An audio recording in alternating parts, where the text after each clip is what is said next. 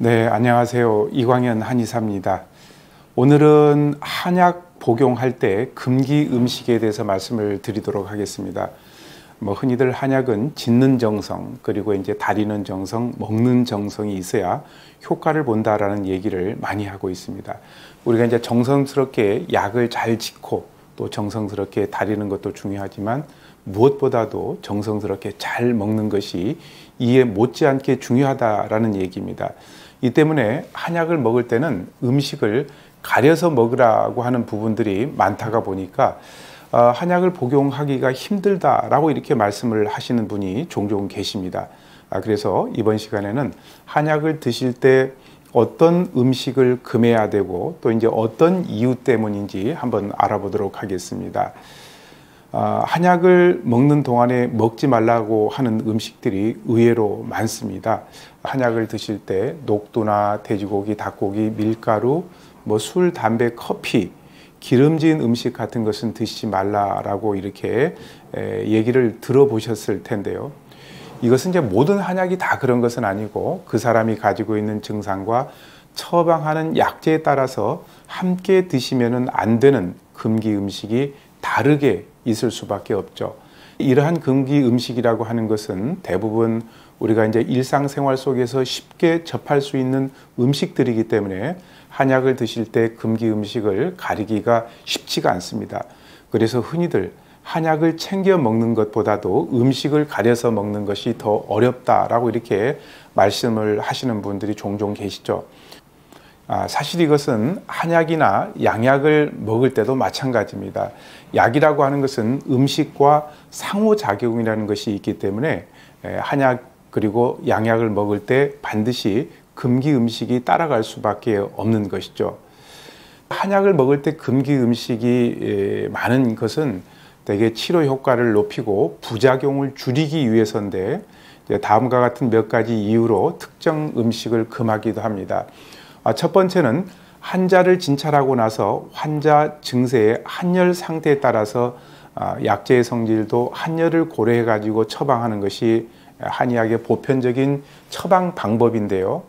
일반적으로 우리가 먹는 음식도 한약처럼 한열의 성질이 있기 때문에 한약을 드실 때는 당연히 한약과 음식의 성질을 서로 고려하는 것이 좋습니다. 한약을 드실 때 복용하는 음식은 가급적이면 한약과 비슷한 성질의 음식을 드시는 것이 좋고, 한약과 정반대의 성질을 가진 음식은 한약의 효과를 떨어뜨릴 수 있기 때문에 가급적이면 삼가하시는 것이 좋습니다. 예를 들어서요, 몸이 차가운 병 증세를 가진 사람이 따뜻한 성질의 약을 복용할 때 지나치게 찬 음식을 드시게 되면 이 따뜻한 성질의 한약의 약효가 떨어질 수 있기 때문에 이런 경우에는 가급적이면 찬 성질의 음식은 삼가하시는 것이 좋습니다.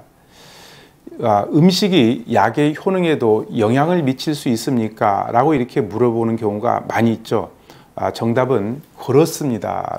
한약을 복용할 때 어떤 음식은 한약의 소화, 흡수, 대사 속도에 영향을 미쳐가지고 약의 효능에도 영향을 미칠 수가 있습니다.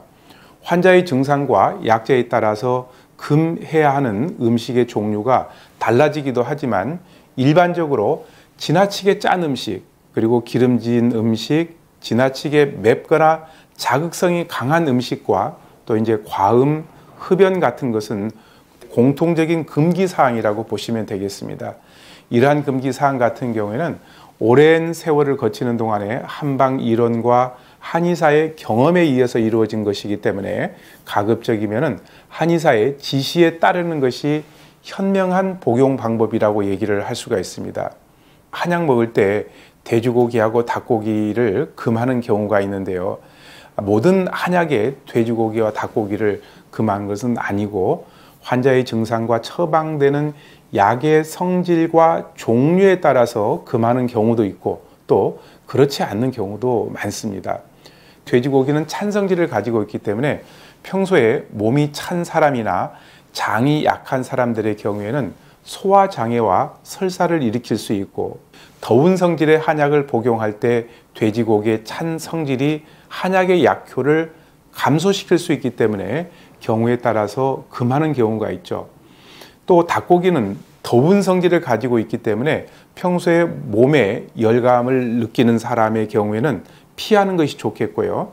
차가운 약을 복용할 때는 이 닭고기의 더운 성질이 약효를 감소시킬 수 있기 때문에 금하는 경우가 있습니다. 밀가루 음식 같은 경우에는 평소에 소화기가 약한 사람들이나 위장질환을 가지고 있는 사람들에게는 소화에 부담을 줄 수 있기 때문에 금하는 경우가 있습니다. 한약 자체도 경우에 따라서는 소화가 잘 안 되는 약이 있습니다.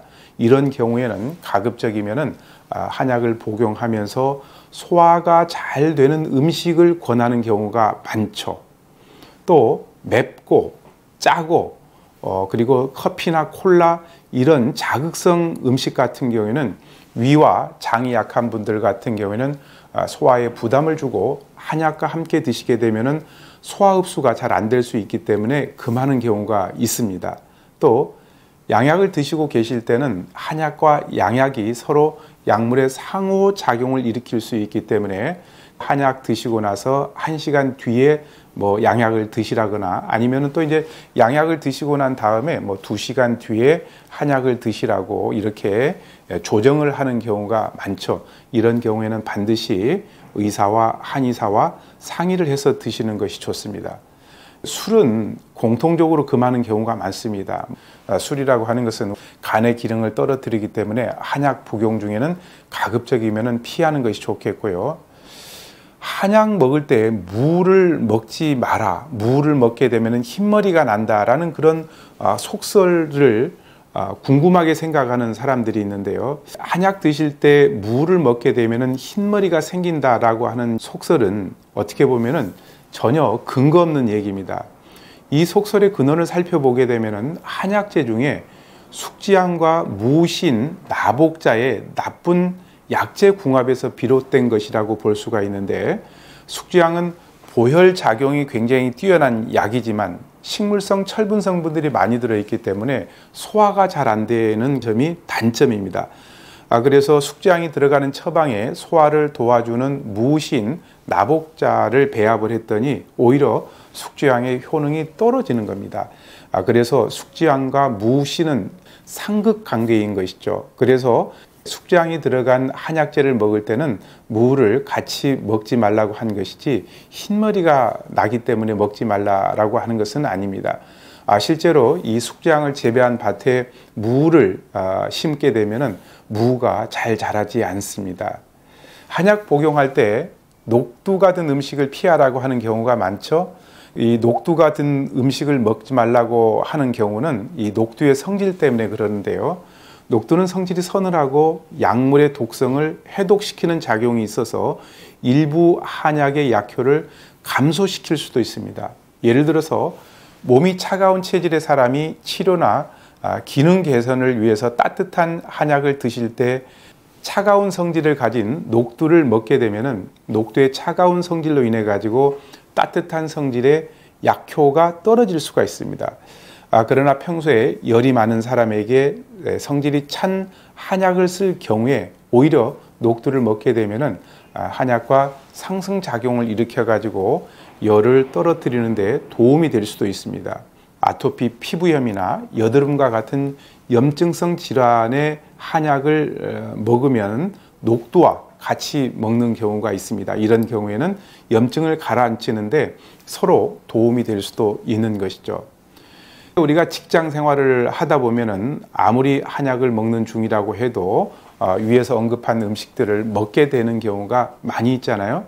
그럴 때는 한약 먹던 것을 중단하는 게 어떤가요? 라고 이렇게 물어보는 경우가 많습니다. 사회생활을 하는 경우에 금기 음식을 지키는 것이 힘든 게 현실이죠.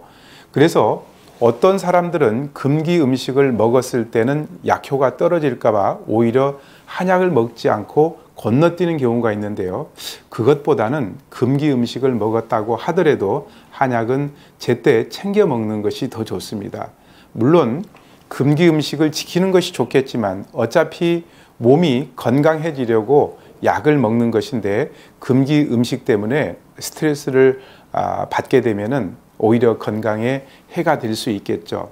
또 여름철에 한약을 먹으면 땀으로 다 빠져나간다라는 그런 속설들이 있는데 이것도 역시 전혀 과학적인 근거가 없습니다. 우리 몸의 대사 과정을 살펴보면 그 이유는 간단해집니다. 사람이 약이나 음식물 등을 섭취하게 되면 장에서 그 영양분이 흡수되고 그것들의 유용한 성분들을 몸에서 다 이용한 뒤에 나머지 남은 찌꺼기를 땀이나 대변, 소변으로 배설시키게 되는 것이죠.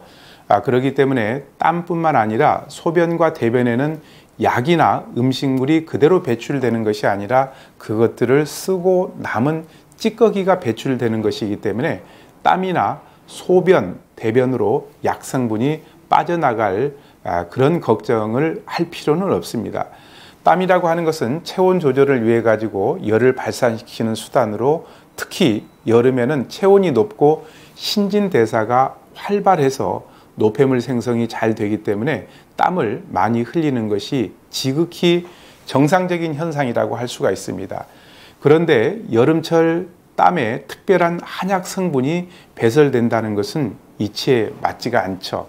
그렇다면 뭐 여름에 양약을 먹게 되면 다 땀으로 양약도 배설이 됩니까? 그렇지는 않지 않습니까? 동의보감에서는 여름에는 기운이 많이 소진되기 때문에 기력을 보충하는 약재로 치료를 해야 된다라고 이렇게 특별하게 여름철 보약의 중요성을 강조했습니다. 여름철에 땀을 많이 흘리는 사람들 같은 경우에는 제때 진액과 기운을 보충해 줘야 가을, 겨울을 잘 날 수가 있는 것이죠. 요즘과 같이 편리한 약탕기가 없던 옛날에는 뜨거운 불 앞에서 몇 시간 지키고 앉아가지고 약을 다려야 했기 때문에 더운 여름날에 한약을 다리는 것이 보통 힘든 게 아니었습니다. 또한 한약을 차게 보관할 냉장시설이 없었기 때문에 다려두면 잘 상할 수밖에 없기 때문에 여름에 한약을 다리는 것 그리고 여름에 한약을 먹는 것이 힘들었기 때문에 이런 말이 생겨난 것이 아닐까라는 그런 생각도 한번 해봅니다. 오늘은 한약을 복용하는 중에 주의해야 되는 음식들에 대해서 알아보았습니다.